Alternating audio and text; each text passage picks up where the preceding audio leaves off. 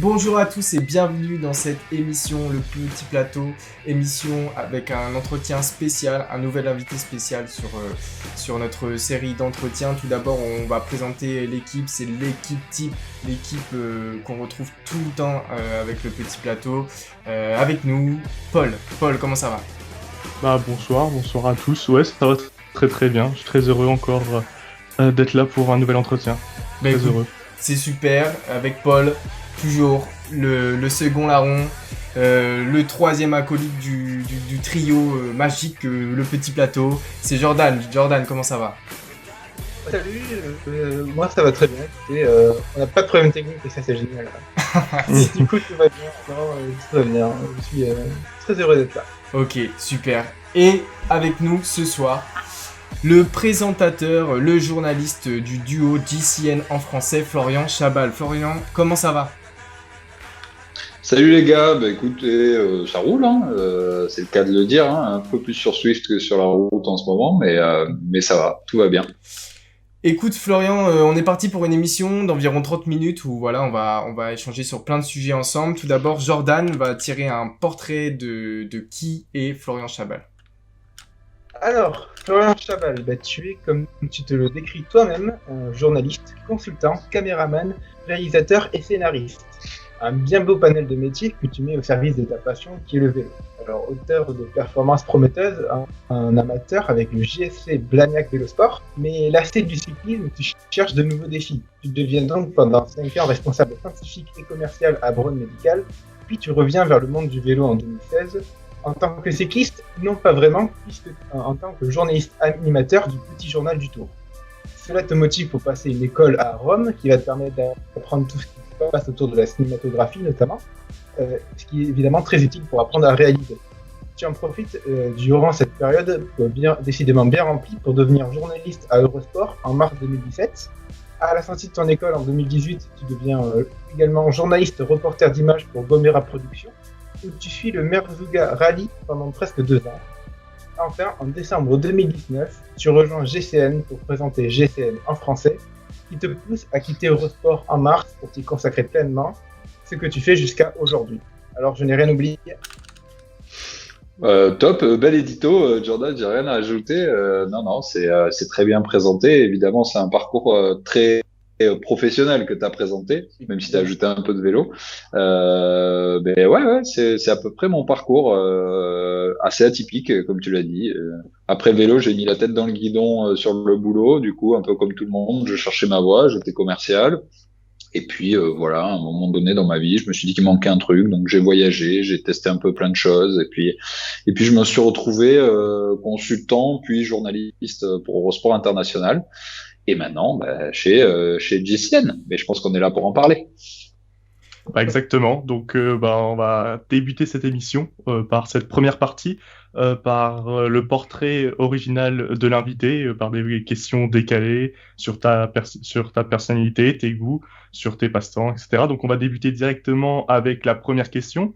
Donc si tu avais été coureur professionnel, quel profil de coureur serais-tu ? Bonne question. Porteur d'eau. Je pense que c'est la réponse la plus honnête que je puisse vous donner. Après, si on veut parler de mes qualités en tant que coureur, je pense que, le plus approprié, ce serait de dire puncher. Voilà, j'allais pas trop mal partout, mais j'avais quand même un gros gabarit. Donc, coureur de classique. Barre puncher, mais plus coureur de classique quand même. Florian, quel est ton passe-temps ou ton hobby préféré ? Si je dis le vélo, je vais être dans le classique. Oui. Non, en vrai, j'imagine que c'est en dehors du vélo. J'adore le sport en général, je vais être honnête.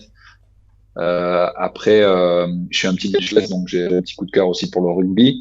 Et qui dit rugby dit convivialité, tout ce qui va avec. Donc voilà, je dirais qu'avec l'âge, j'ai quand même un sacré passe-temps, c'est la bouffe. surtout depuis que j'ai fait une croix sur ma carrière cycliste. Donc ouais, les bonnes bouffes entre copains, c'est un bon passe-temps. Mais retiens aussi que je suis un grand passionné de sport, mais aujourd'hui que j'ai plus d'ambition professionnelle dans le sport, je le vois aussi comme un moyen de me faire plaisir, mais surtout de me dire le dimanche, je peux m'en coller une sacrée et je peux bouffer à volonté sans me poser trop de questions. Et ça, Voilà c'est un le peu la bonheur. philosophie. C'est ça. Dino, est-ce que tu as une série ou un livre favori? Ah, ça, c'est super dur, surtout ça, c'est la question typique. Donc, tu as très bien décrit mon CV et tu sais que j'ai fait une école de cinéma. Et donc, je m'interdirais de répondre à quel est ton film préféré parce que ça, c'est la question piège et surtout, c'est impossible de répondre à cette question parce que forcément, il y a énormément de styles, il y a plein de choses différentes. Tout dépend du critère, mais je peux pas faire de la langue de bois non plus. Je vais te donner des idées, mais, euh, mais voilà, j'aime plein de choses. J'aime les choses qui apportent quelque chose, tu vois, qui innovent, surtout quand on parle de cinéma. Et quand on parle de livres, c'est un peu autre chose. J'aime vraiment m'évader. C'est bizarre, hein, mais j'ai plus la capacité à m'évader en lisant. Donc, allez, cinéma, je vais dire un truc qui m'a marqué quand j'étais jeune, parce que c'est souvent ça qui reste, tu vois. Mais Hmm. quand j'étais ado, mon film favori, c'était Matrix. Tu vois, parce que Matrix, c'était ouf. C'était pour moi, c'était innovant. Il y avait aussi un sens caché, sociétal, tu vois, derrière. Qui est encore valable aujourd'hui à mon avis, tu vois, tu prends la pilule ou tu la prends pas, je trouve que c'est vachement d'actualité quand on parle du vaccin du Covid. Mais voilà, ouais, allez, si je dois en choisir un, je dirais Matrix, mais il y a tellement de films que je pourrais te citer d'un point de vue de la photographie, d'un point de vue du scénario, après tout dépend vraiment du critère. Mais je veux pas rentrer là-dedans parce que c'est pas le thème de la soirée.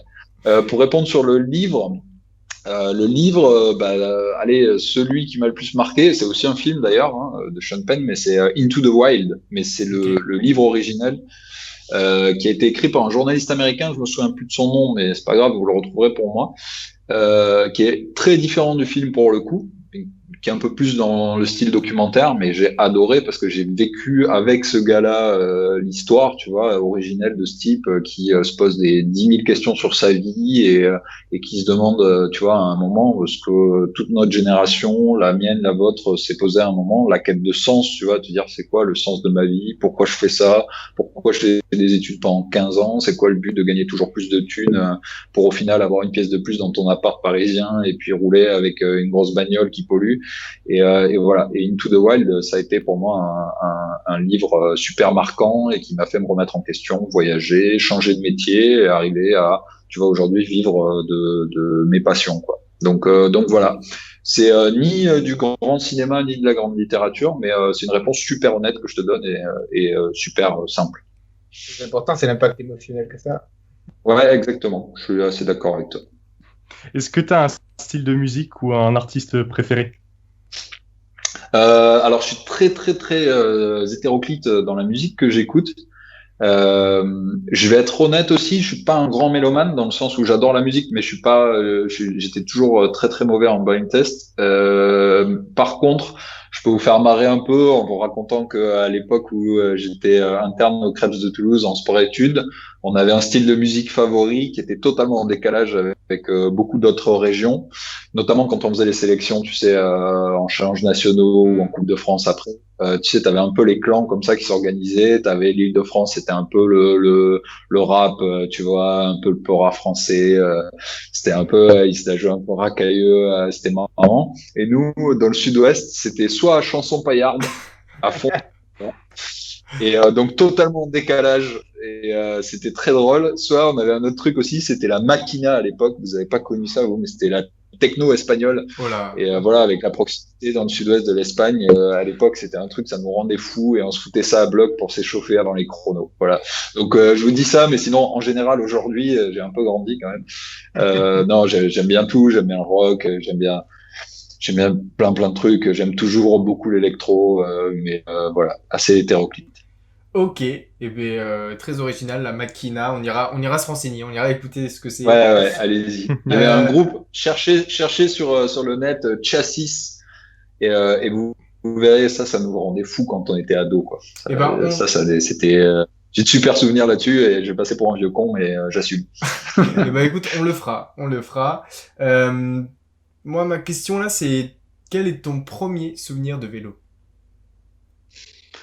Mon premier souvenir de vélo, c'est dur hein, comme question, ça. Ouais. C'est dur.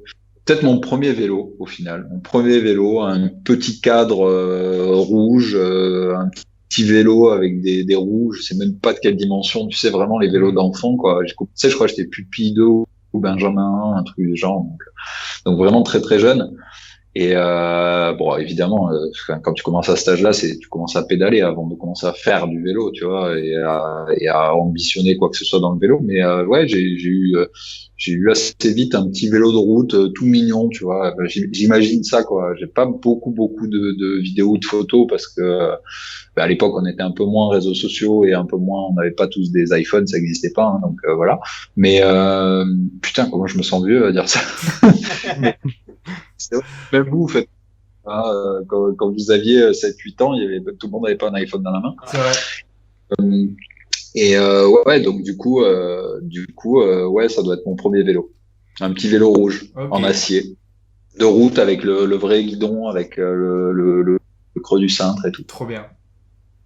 Ouais, question qui est un petit peu en lien. Quelle était ton idole de jeunesse? Mon idole de jeunesse, ça correspond à la période, hein, mais vraiment très jeune. Alors parce que j'ai la particularité de ne pas avoir eu beaucoup d'idoles. Mais allez, j'en ai eu deux, on va dire. Le tout premier, quand j'étais très jeune, c'était Miguel Indurain, parce que forcément, c'est lui qui gagnait le Tour tous les ans, parce que voilà, c'était une machine à rouler, puis il avait toujours la dernière technologie, les derniers Pinarello, tu vois. Enfin, c'était la classe, quoi. Et puis après, tu sais, je suis devenu ado, j'avais des ambitions perso dans le vélo, donc là, ça devenait un peu autre chose. Et bizarrement, là, c'est l'époque où je refusais un peu d'avoir un idole, mais j'ai eu pendant très longtemps un idole qui était aussi un grand frère un peu, qui était Nicolas Portal. Voilà, que on est beaucoup à regretter aujourd'hui. Et voilà, c'était un peu mon parrain aussi au Crêpes de Toulouse. J'ai roulé sur son vélo, son ancien vélo d'AG2R quand j'étais junior, par exemple. Voilà, il y avait un côté, c'était un gars hyper accessible, c'était un gars comme nous, on savait d'où il venait, il avait fait le même parcours, etc. Et puis c'était pas une méga star pour autant, mais c'était le mec qui avait réussi et tu te disais, bah je peux devenir comme lui, il est beau gosse, il a la classe, il est sympa, il avait tout pour lui, tu vois. Et voilà, c'est le rare, peut-être ouais, l'un des rares coureurs dont j'avais une petite carte que je gardais dans ma chambre. J'ai jamais eu de grand poster de vélo dans ma chambre à l'époque. Et enfin, une dernière question avant la deuxième partie du coup. C'était quoi ta matière préférée à l'école? Ma matière préférée à l'école, c'était l'histoire. Parce que du coup, je laissais la prof parler, raconter une histoire, et puis quand ça m'intéressait, j'écoutais, quand ça m'intéressait pas, je dormais. C'était bien. Il y avait pas participé, de toute façon, on pouvait pas la réécrire à sa place, donc c'était cool. T'as bien raison. À la carte. T'étais consommateur, donc moi, ça m'allait. On passe du coup à la deuxième partie de l'émission, la deuxième partie où on va poser un peu des questions ouvertes sur ton parcours, sur aujourd'hui ton travail, voilà, et notamment sur GCN et plus précisément sur l'émission GCN en français, qui, on le rappelle, a ouvert en août dernier. La première vidéo, c'était en août dernier, mais on se doute bien qu'il y a des mois de travail derrière pour monter un projet comme cela. On fait un peu le point en termes de groupe, en termes d'entreprise. Donc GCN appartient à l'entreprise, je l'ai noté. Sport. Attends, tu peux Discovery. Voilà. Alors le groupe s'appelle PlaySport Network. Ouais. Le groupe, si tu veux, l'entreprise qui détient les chaînes GCN, qui du coup, pour ceux qui ne le sauraient pas, signifie Global Cycling Network. Donc c'était à la base une chaîne YouTube anglo-saxonne. Le groupe qui détient les chaînes liées du coup à GCN s'appelle PlaySport Network. Et en effet, depuis quelques mois, l'actionnaire majoritaire de ce groupe, c'est Discovery Channel. Je pense que tout le monde connaît Discovery Channel. C'est le plus gros groupe de médias au monde.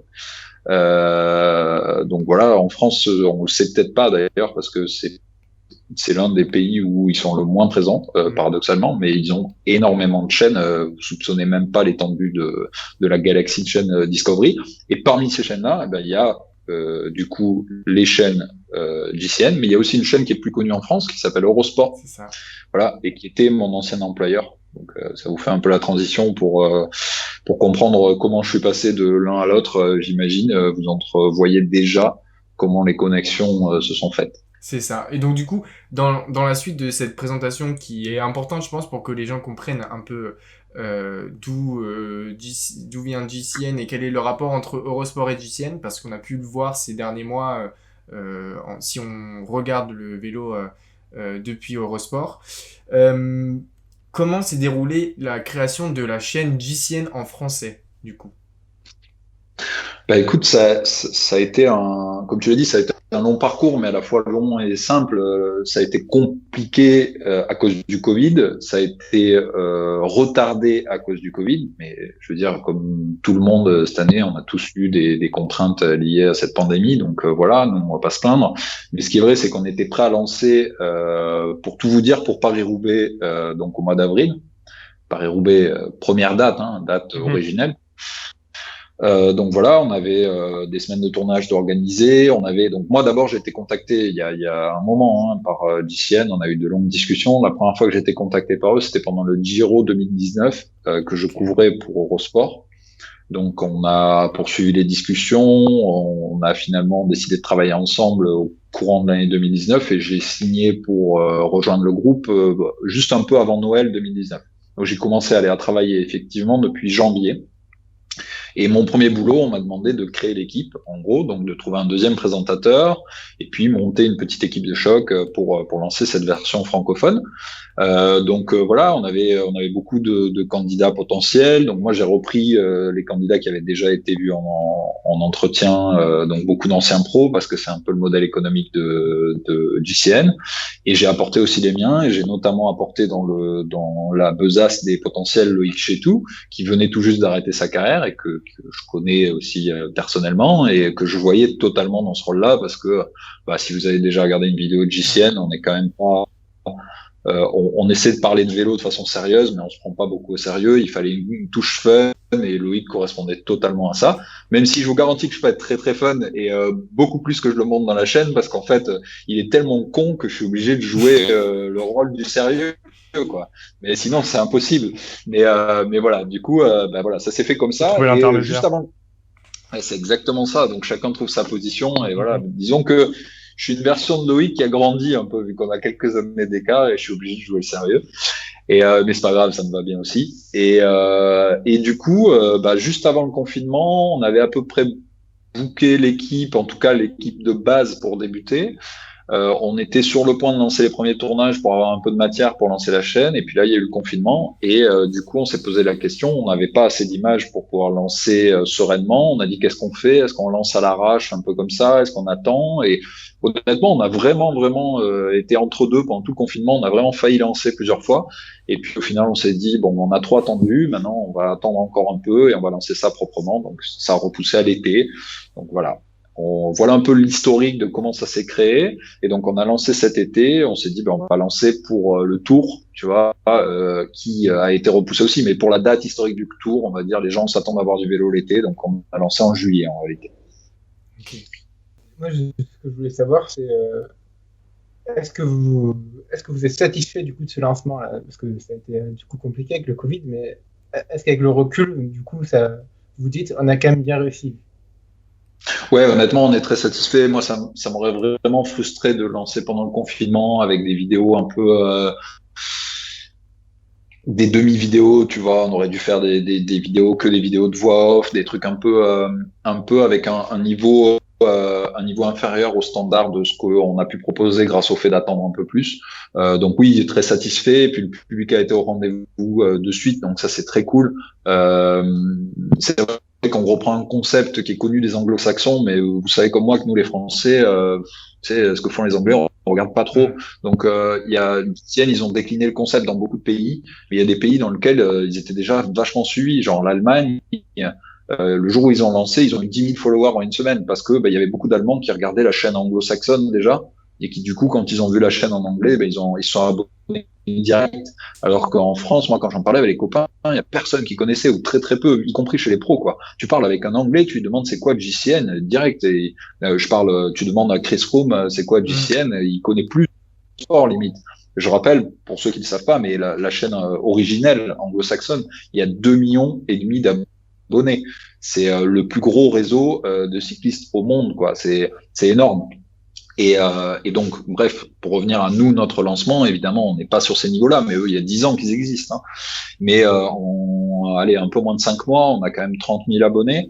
On a une vraie communauté. Les gens, on a une émission par semaine tous les mardis et on voit qu'on a quand même en moyenne entre 15 et 20 000 vues sur nos émissions hebdomadaires, ce qui veut dire que quasiment la moitié de nos abonnés regardent au moins une vidéo par semaine, si on simplifie un peu les choses.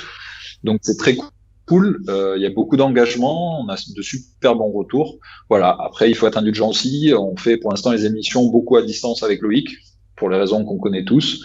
Voilà, mais on essaie de les construire un peu comme un podcast, même si on a la chance d'avoir des droits d'image, donc on essaie d'agrémenter avec tous les droits qu'on peut avoir grâce à JCN. Mais du coup, on essaie de compenser un peu par le contenu et de les construire un peu comme un podcast. Et en contrepartie, tout le reste des vidéos, on a nos sessions de tournage où on fait de belles images de vélo et on essaie d'expliquer des choses, que ce soit sur la tech, que ce soit sur les nouveautés, sur comment se comporter à vélo, des conseils pour les débutants, des conseils pour les moins débutants, voilà. Et on est toujours en demande de nouvelles idées parce que même si les Anglais ont eu plein de bonnes idées durant les 10 dernières années, il y a plein de choses qui sont plus modernes aujourd'hui et voilà. Et du coup, on essaie de se démarquer un peu. Et justement, donc, à propos de ce contenu, est-ce que c'est vous qui prévoyez les sujets vous allez traiter dans les vidéos à l'avance? Comment est-ce que vous faites pour trouver l'idée de la vidéo? Comment se met en place le tournage? Est-ce que tu peux... Ouais, c'est un peu... C'est nous qui avons la main dessus, hein, clairement. Il se fie beaucoup à moi parce que j'ai mon passif de producteur exécutif pour Eurosport, donc c'était mon métier de faire de la vidéo déjà avant. J'ai la chance d'avoir un peu cette double casquette. Et c'est un peu un mix dans le sens où c'est nous qui avons le dernier mot, mais on regarde quand même beaucoup ce qui a marché dans le passé, parce que, comme je te dis, ça fait 10 ans que les Anglais font ça, donc c'est clair qu'ils ont une idée. Et c'est un super laboratoire pour nous que d'aller regarder quelles sont les vidéos qui ont eu le plus de vues. Et des fois, tu regardes, tu dis, putain, c'est génial. Et puis tu dis, par contre, on pourrait, nous, pour la France, tu vois, adapter cet humour-là, faire cette blague, le faire comme ça, et puis adapter aussi à 2020 et à cette technologie-là. Donc, des fois, on prend des concepts qui ont déjà été faits et on les adapte un peu à notre sauce. Et à nos caractères aussi, parce qu'on n'est pas là, tu vois, pour être des comédiens, pour faire la même chose. Hein. On est là avec nos personnalités. Et puis, il y a eu beaucoup d'actu cette année, très condensée. Donc, on a quand même fait une grande majorité de vidéos très liées à l'actualité. Et dans ce cas-là, c'est nous qui décidons quelle actu on veut traiter et de quelle façon, quoi. Et ça, personne ne peut nous l'imposer à part l'actualité elle-même, quoi. Donc, du coup, JCN, c'est aussi une application, c'est aussi le Race Pass. Le Race Pass, qu'est-ce que c'est? C'est une façon de suivre, du coup, les courses la programmation Eurosport, pardon, sans pub, avec les commentateurs JCN, avec en plus des exclus de la part de JCN. On voit un peu, du coup, ce média qui monte, et qui monte bien.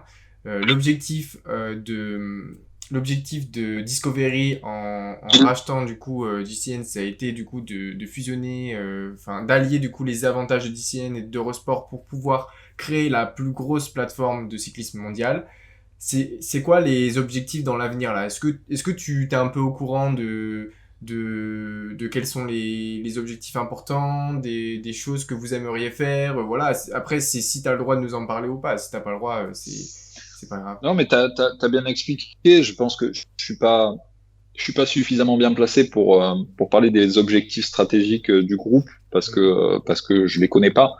Par contre, je connais la direction, mais parce qu'elle est visible de tous et déjà on peut remarquer. Vous aurez remarqué que cette année, que ce soit sur Eurosport ou sur, comme tu l'as dit, le Race Pass sur l'application de JCN, à chaque fois que vous voyez une course, elle est brandée en haut à droite, Eurosport, JCN. Donc maintenant, c'est une marque commune. Même si vous avez toujours le choix de prendre un abonnement ou chez Eurosport ou chez JCN. la différence, c'est quoi? C'est que GCN, c'est tout nouveau, donc c'est encore en train de grossir. Pour l'instant, c'est qu'une application mobile, même si tu peux la projeter sur ta Smart TV si tu en as une.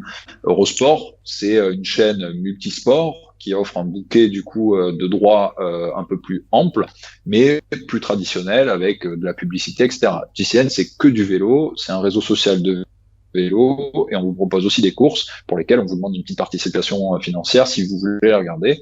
Voilà. Mais sinon, vous avez l'application qui est gratuite, on échange des photos des plus belles sorties, on échange des commentaires, machin. Donc tout ça, c'est un réseau social dédié au vélo. Donc ça, c'est pour situer un peu les choses.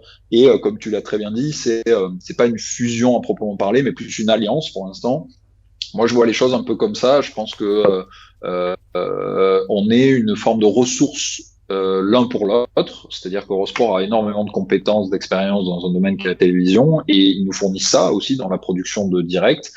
Et nous, en fait, on est un peu une boîte de production de contenu plus technique et plus pointu sur le vélo, de passionnés, tu vois, à la fois pratiquants ou non pratiquants, donc qu'on peut aussi mettre à disposition d'Eurosport. Pour ceux qui suivent Eurosport, il y a eu du contenu de GCN en français d'ailleurs qui a été diffusé pendant plusieurs courses cet été, donc le même contenu qu'on a sur la chaîne YouTube.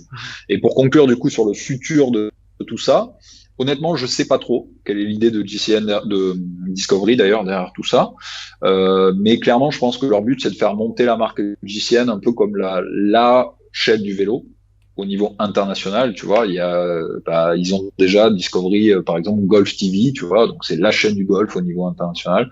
Donc il faut imaginer ça un peu comme Cycling TV, c'est GCN, c'est un peu la Cycling TV, et il faut que ce soit dans la tête des gens le lieu de rencontre, la plus grosse communauté au monde, en gros, de vélo, quoi. Et voilà, après on peut imaginer plein de choses, mais là c'est que de la spéculation, ouais. Mais voilà, en gros l'idée c'est un peu ça.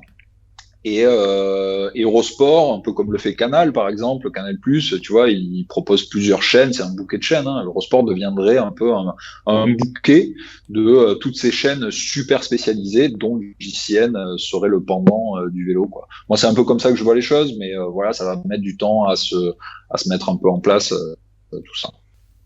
Du coup, on l'a déjà dit, mais tu as fait une école d'audiovisuel, donc tu es journaliste, tu parles plusieurs langues.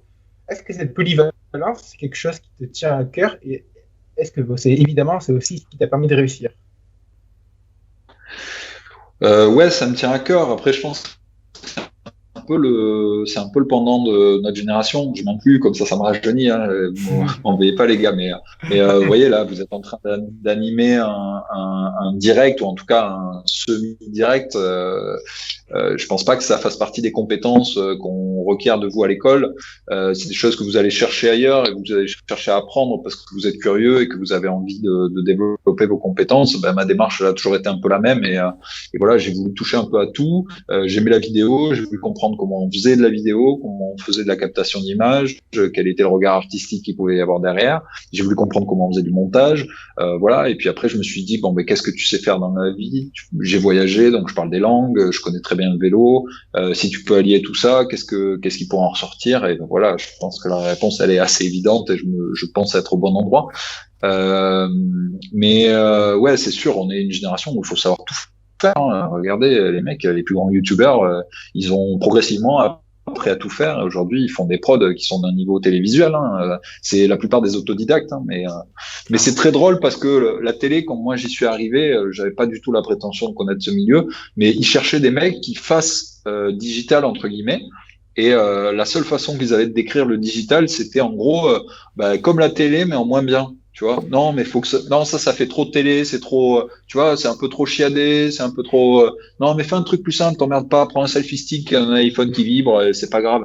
Et là, je pense qu'ils ont compris que c'est pas ça le but. Le but du digital, c'est au contraire de tirer un peu vers le haut aussi, d'essayer de se rapprocher des standards de la télé, des fois avec moins de monde, parce qu'il y a plus de gens autodidactes, mais qui cherchent à aller vers de l'artistique, mais aussi moins codifié, avec moins de limites. Tu vois, c'est un peu le résumé. Aujourd'hui, sur JCN en français, on n'a pas quelqu'un qui nous dit t'as pas le droit de dire merde, t'as pas le droit de boire une bière. C'est l'avantage aussi du net. Voilà, on peut, on se tutoie, on tutoie les pros, alors qu'à la télé, on me demandait de vous voyez, tu vois, même si j'avais été en équipe de France avec eux chez les juniors, tu vois. Et ben voilà. C'est un peu. Et t'as plus un mix de tout ça. proximité avec ton audience, du coup. Quand C'est t'es clair, avec, c'est clair. Je vous invite à aller regarder la dernière vidéo qu'on a fait au départ de la Vuelta avec Loïc. On leur demande quel est leur rituel d'avant-course. Je pense que ça illustre parfaitement ça. Évidemment, c'est très pipi caca. C'est pas la vidéo où vous allez apprendre grand-chose sur le vélo, mais c'est absolument voulu.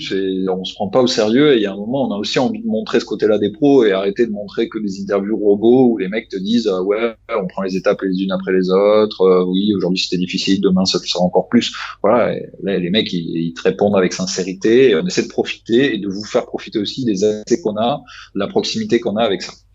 Un coureur parce que Loïc il était pro il y a encore quelques mois, moi je les ai côtoyés aussi pendant longtemps et voilà, on a envie de les montrer comme ils sont. Le vélo c'est un sport super populaire dans tous les sens du terme et dans les bons sens du terme. Les mecs sont super accessibles, la plupart du temps c'est des gars qui sont hyper sympas, fun et on le voit jamais, très rarement à part Alaf parce que lui il est monté sur pile électrique et qu'il le montre, mais il y en a pas beaucoup tu vois qui se permettent les choses devant la télé et quand nous on débarque voilà, c'est un peu plus détente et ça permet de montrer autre chose. Du coup, maintenant, on va passer à la troisième et dernière partie de cette émission. Alors, c'est ce qu'on appelle le sprint final. C'est très simple. On va te soumettre des dilemmes et tu vas devoir choisir entre l'un ou l'autre. Et je vais commencer par un dilemme assez classique, mais assez difficile au final. Van der Poel ou Van Aert? Van der Poel. Est-ce que tu préfères... tu voulais développer? Non. Ah, ok. Vas-y. Est-ce que tu préfères la Jumbo-Visma ou le team Ineos? Team Ineos. Plutôt Schleck ou Contador? Contador. Est-ce que tu préfères les Alpes ou les Pyrénées? Les Pyrénées, c'est la casa. Est-ce que t'es plus pain au chocolat ou... J'ai du mal à le dire là. Ah, chocolatine. Là, tu me cherches. Là. C'est chocolatine. C'est chocolatine. Le pain au chocolat, c'est une baguette dans laquelle tu mets du chocolat. Je suis pas seul.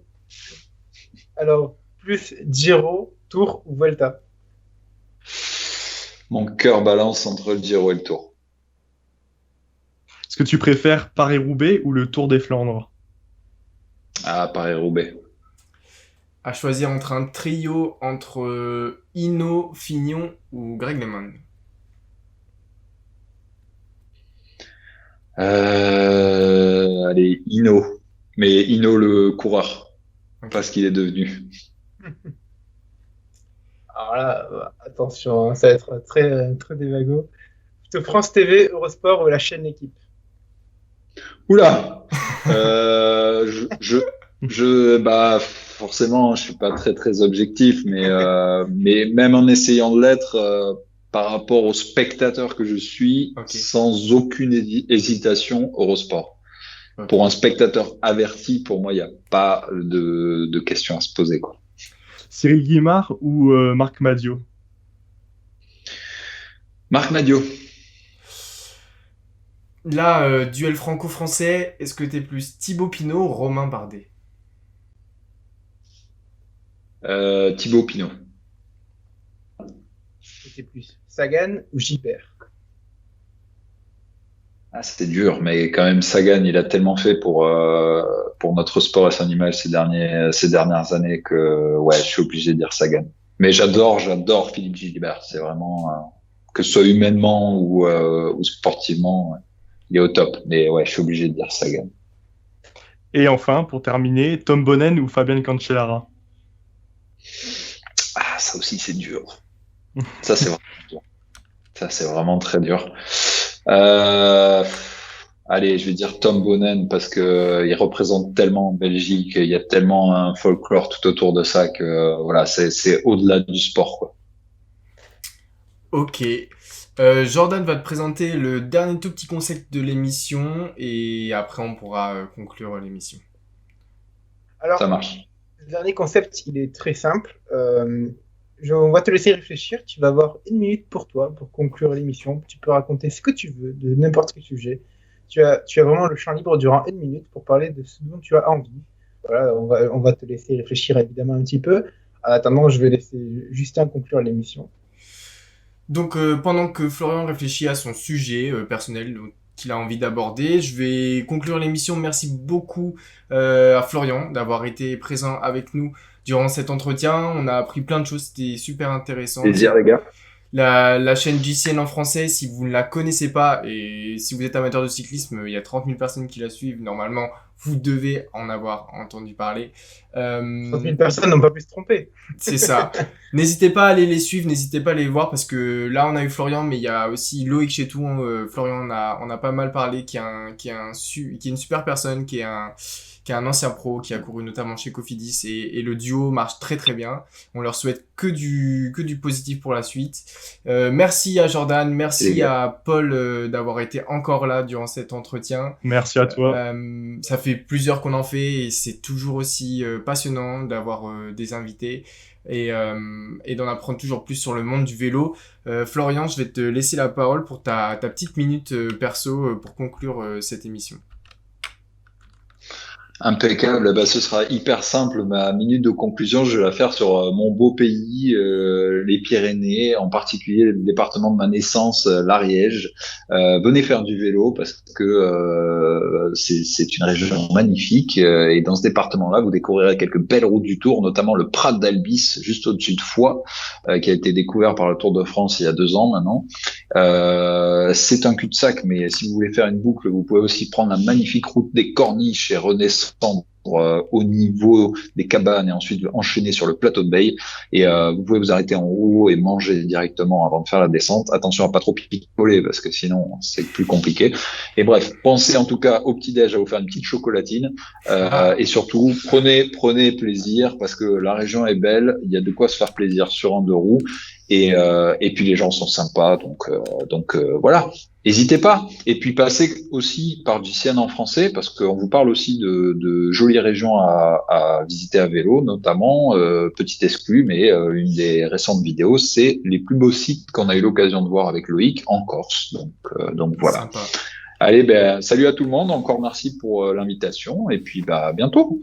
À bientôt, n'hésitez pas à aller à rouler en Ariège, vous allez peut-être y croiser Florian. Et nous, on vous dit à plus pour un prochain entretien, le petit plateau avec un nouvel invité. Ciao. Salut. Salut.